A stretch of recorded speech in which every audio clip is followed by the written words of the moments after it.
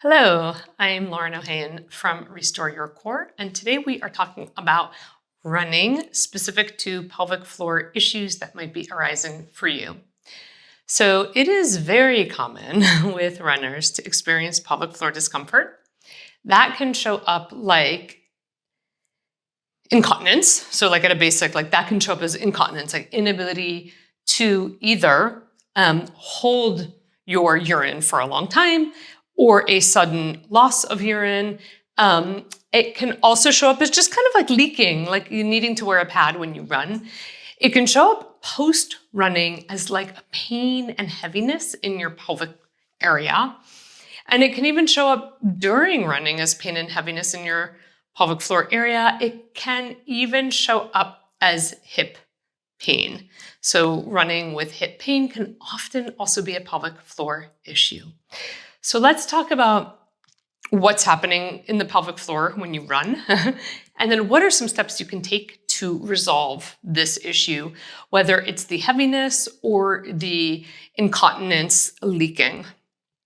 I think a lot of us have been trained or led to believe that the pelvic floor is something that exists here. But I want you to start to think about your pelvic floor as something that has brains and branches into the rest of your entire core canister, but also into your legs and your feet. So, anatomists for years have just kind of whittled down the body as like, this is the pelvic floor, these are your knees, this is your shoulder. But the reality is that the pelvic floor has fascial, connective, muscular, and nervous, also vascular connections to our feet, our inner thighs, our core, very strongly affected by how we breathe. So if we wanted to simplify it just a little bit more, from like the whole body is your pelvic floor, we could say that the pelvic floor is very much the core canister. It is a part of the core canister. And when we're looking at issues happening in your pelvic floor, you really have to be looking at the whole system of your pelvic floor core canister. You're not going to get anywhere by lying around being like, oh, I'm going to run, I'm going to do 300 Kegel exercises before I run. That is not going to help you. You might know that by now. Maybe the reason you're watching this video is because you've learned that that system doesn't work.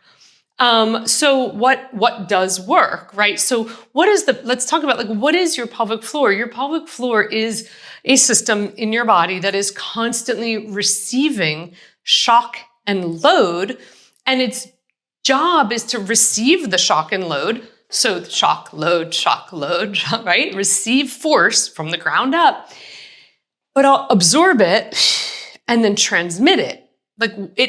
Every movement we do travels from the feet up into the pelvic floor, up into the rest of the body, and then we expel that energy. If the pelvic floor is unable to do its job, then we can expect incontinence, tightness, tension, pain, heaviness, all of those things. But it's not that the pelvic floor is at fault necessarily. It's that entire system of absorbing shock and then offloading it, transmitting forces, absorbing forces, and moving with integration is lacking, imbalanced, not functioning a specific way that we need in order to do something high impact without leaking. So again, if we're constantly just looking at what's happening here in the pelvic floor, we're missing out on the fact that the pelvic floor is an extension of the feet and reaches up into the core and into the breathing. And there's this whole relationship. When you run, you have to be able to deal with those forces, but you also have to make sure, right? So but how do we deal with those forces? By making sure that the pelvic floor and the core. So when I talk about pelvic floor, I'm really talking about this whole system here, breathing, the system of breathing, the system of the core, and the system of the pelvic floor, that there is an integrative relationship between them, that I am not tight. I'm not always gripping in my abs. I don't hold my belly in tight all of the time, right? So if I have this state of high pressure constantly in the pelvic floor and in the core, if I'm gripping, if there's pressure, if there's tension, and now I go and I try to run and my forces and my loads are increased by many, I'm going to run into trouble. So we have to really make sure that not only that the pelvic floor muscles and core muscles are well conditioned, but that and part of that means that they are not too tight and gripped, that the situation inside the core and pelvic floor is not a situation of excess intra-abdominal pressure and tension. So we want to make sure that the core is responsive to movement. What does that mean? I go to pick up that flower pot on the floor and I lean down, I go to pick it up. My core does this entire series of things to prepare for that. It stiffens me in the right places. It enables my arm to reach out for the pot. As my arm reaches out, it's not like my whole body needs to go into that. Parts of me get stiff and tight in order to lift it up, and parts of me get mobile. That is the essence of movement. Parts of your body that is running. Parts of your body get stiff and tight. Part of your body is mobile. But again, for a lot of us, that responsive, let's refer to that as like a responsive system. That responsive system is very much not responsive. If you are holding in your core tight all day long, you are overriding its ability to do its job when you do something simple like picking up a flower pot, much less to do something more like complicated, or well, I don't know, running is not that complicated, but it's very impactful in its forces. So we want to make sure that our core, and by default, our pelvic floor, and by default, our breathing mechanism are all tuned to the job of being able to pick something up off the floor, push something across the floor, pull something into us, right? And all of this requires our arms and legs to move away from the center of our body, which is exactly what running is. So when you're running, you don't have both legs moving away. You don't have both arms moving away. You don't run like this, right? One arm, one leg moves away from the center. This other arm moves back, so both arms are actually moving away from the center. One leg is in the air moving away from the center, but as you're coming forward, the other leg is also moving away from the center. So the reality is, at any given moment of running, all four limbs are actually moving away from this center. And if this center is moving away with the arms, you're getting a situation of every step you take, there is no stiffening and tightening in response to your arms and legs moving. Now, if I were to reach up, let's say I want to get a suitcase down from the cabin hold, what's the word? And I go to reach my arms up. If as I reach my arms up, right, the efficient way to do it is that as I reach my arms up, my core starts to stiffen, my legs start to stiffen, my glutes do this thing. You're not consulting yourself as you're doing this. Your body is making these very quick decisions for you. You're reaching, and as you're doing that, if you didn't have that response, and instead your whole body kind of turned into gumbo, the suitcase would fall and land on your face. But in order to not do that, your body makes, a lot of decisions. Your neuromuscular system does all these things to prevent the suitcase from falling on you, even though you're pulling this really heavy object towards your face. How does it not land on your nose? Because you're using body parts to prevent that from happening while also dragging that thing towards you. Running is no different. We are taking, as I just said, four limbs away from the center. Even if one limb is on the floor, I promise you it's moving away from the center of your body. You're taking four limbs away from the center of your body. If the body is not well stabilized, then we're not efficient. And when we're talking about pelvic floor dysfunction, when you are running, we are talking about a system that is not efficient. So now that you understand that what's probably happening in your body is a lack of efficiency, the question is, okay, what are the steps I can take to create more efficiency? Step number one, you really want to make sure that like when you're not running, like daily normal life, that your breathing strategy, how you are breathing, is dialed in. We're going to review that in a minute. Step number two, you want to make sure in normal daily life that as you are moving around and your core is naturally stiffening for a variety of big and little tasks that you're doing, that it is doing that in a way that is actually not increasing pressure in your pelvic floor, but is actually effective and efficient.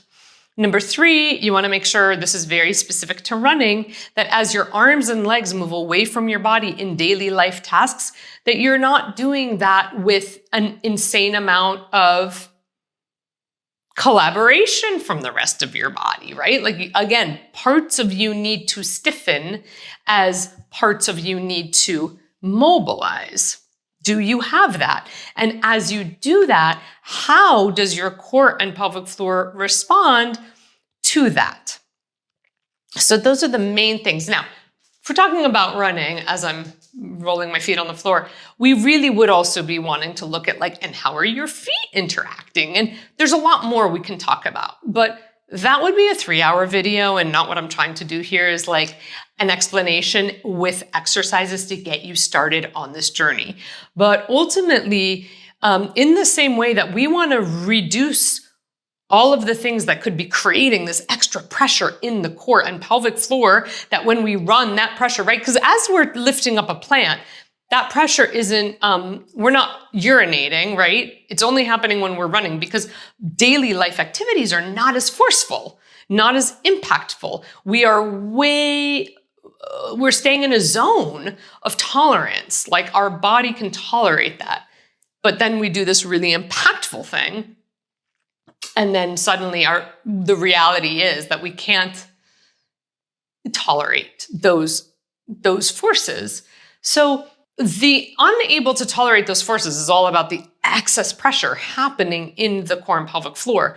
So I do really want to encourage you that in addition to the exercises I'm going to show you, that you take on a good whole body mobility program. So in addition to what I'm going to show you here, which is a great place to start specific to your pelvic floor, it's not going to be that helpful if also you are carrying insane amounts of tension in your shoulders, a lot of tension in your spine, things are stiff, they're not moving. If you are running, you should be pretty mobile. Otherwise, that tension is going to be building in your core and pelvic floor. Okay, so I hope that makes sense. Let's move into what exercises you can do to help. Well, we're first going to start to talk about your breathing and your breath work. A lot of people default into a belly breathing pattern. So if we were to lay down on the floor, the correct term is lie down. If we were to lie down on the floor and you were to place your hands on your belly and one hand on your ribs, and you just breathe normally and quietly for a moment, you might find that what you actually do without meaning to is a lot of belly movement. You might feel your ribs kind of moving, but actually there's just all sorts of tension in the core system, and your belly is doing all this movement. That's not going to be advantageous for you. We want there to be actually a 3-dimensional movement. Like, your ribs should be expanding as you breathe. So if I were to demonstrate that very kind of quickly here, as I inhale, I want to feel my ribs go wide. Lift. Again, I'm not exaggerating it. It's not exaggerated, but my ribs should go wide, front to back, side to side, and my belly should receive the overflow of that. So my belly would move, but really at the end of that and as an overflow. This is one of the main things I work with on a lot of my clients' repatterning, is learning to breathe 3-dimensionally, where their rib cage is involved in that breathing project. The ribs are expanding. People panic. They're like, I thought I shouldn't be a chest breather. This is not chest breathing. This is not stressed out breathing, dysregulation breathing. This is actually one of the most regulating breathing patterns you can take. Your lungs live in your rib cage, not in your belly. So if you want to be using anatomy, your ribs also happen to be here. So if you want to be using the anatomy of your breath, because your diaphragm is in your rib cage, it's not in your belly, actually a 3-dimensional breathing where we are encouraging the breath to move into the ribs, that is a way more functional breathing pattern and will amp up your running skills exponentially. Being a belly breather when you are running is a lot of pressure on your pelvic floor. You start to breathe very, very shallow, you're rapid breathing, and now you're pushing that into your pelvic floor. Belly breathing is really putting a lot of pressure onto your pelvic floor. So the first step is going from being this belly breather in your daily life, and hopefully that translates into your running life, into a 3-dimensional rib breather. It can take months to learn, so be open to being on this journey. The next thing you want to learn is how to get your core to respond effectively when you move your arms and legs away from the center of your body. Because as we said, running is all about the limbs moving away from the center of the body while the center of the body stays stable to that. So I like to have my clients learn to do this one exercise in 4 variations. You would do the same exercise 4 ways. The first way is you're lying on your back and you straighten out your leg. You want to make sure your pelvis is as if stuck in place. So your pelvis isn't going to roll side to side and your back isn't going to arch up and down. Everything is going to stay as it is. You would take a 3-dimensional rib breath. And then as you exhale, you want to blow the exhale out of your mouth and feel your core setting inward. And as you do that, you want your right leg to lift up 2 inches off the floor, but it weighs like 800 pounds, 3 inches off the floor, 4 inches off the floor. We don't get up to here. We stay actually kind of like lower than opposite knee height. Your core should not be pushing out up to the sky. And then you lower it down. So don't use this left leg to anchor you, and don't wobble your pelvis. So if you don't wobble your pelvis and your left leg is as if like, and you exhale, you should feel your core working immediately, especially if you made your leg heavy. But again, don't let your core do this. None of this pushing up. Your back doesn't arch into the mat. None of that. Your core is setting in. As your leg comes up about a little lower than knee height, you pause, you lower it. So we want to do that lying on our back, each leg 10 times. The goal is not getting your leg in the air. The goal is, can your leg move away from your body without your core doing what? Bulging outward. So you have to learn to feel with your hand on your belly, feel what you do when you do what you do. The next position for this is lying on our side, and same leg, right leg, is going to come away from your body. The further it comes out to the side, the harder this is. So maybe for today, you start with it like at a 6 o'clock, then you move to a 7 o'clock, 8 o'clock, 9 o'clock, right? Hand on your belly, you're not slouching here, lift up, exhale, blow out those long exhale like you're blowing out birthday candles. Feel your core draw in and lift your leg. You don't want to go so high up that you rock backwards. Same thing. The curiosity is, can you get your leg to move without the rest of your body reacting? So your back doesn't arch, your pelvis doesn't move. Remember, we're trying to train a bunch of things here. We're trying to train the leg to move without needing to borrow movement from the center of your body, but we're also trying to train your leg to move with your core responding appropriately without excess tension. Excess tension would look like your core bulging outward. Okay, you do that on your side 10 times. Now we come to our hands and knees. Can you see the theme? We're doing the exact same exercise in a bunch of different orientations to prepare your body so when you get out there and you're running, it's trained to a task, not just arbitrary. So the same thing here. Now I'll show you with my left leg because it's closer to the camera. I'm not going to let my back round. I'm not going to let my back arch. I'm going to come into a table. Exhale, nothing moves, but my leg lifts up. As my leg lifts up, I'm now training my glutes as well. Big important muscle for running. I'm training stability. When you're running, remember, as I said before, one leg is really reaching back behind you. It doesn't seem like that because that leg is on the floor, but that's what it's doing. Your body is moving away from that leg as the leg is behind you. And if you don't have that glute strength, as well as that hip extension availability, as you run, you're going to be running. It won't look like this, but there's going to be all sorts of pelvic instability. You're going to be arching and rounding your back with every step you take. So we don't want that. We want to train that the leg can move away from the body without the whole body coming along for the ride. The same thing when you get your suitcase down, you don't want your whole body cooperating because then you'll have a suitcase in your face. Well, you want your whole body cooperating, meaning parts of it stiffening and parts of it moving. Okay, so on your hands and knees, you're lifting your leg up behind you. Same thing 10 times. Feel free to add the opposite arm as well. That's okay. But can you do that by maintaining that stability. I see a lot of people being like, I'm stable, and they've collapsed down here. And now they're doing these bird dogs with their whole body collaborating. We don't want that. We don't want the whole body to be borrowed into the movement. The last way to do this exercise is standing. And again, what we're training here is a bunch of different skills. And as we do this exercise standing, you bring your leg out in front of you. You can actually use blocks over time. So you would bring your leg out in front of you. Now, for this one, I'm going to give a very special instruction. As your leg comes out in front of you, I want you to tuck your pelvis under.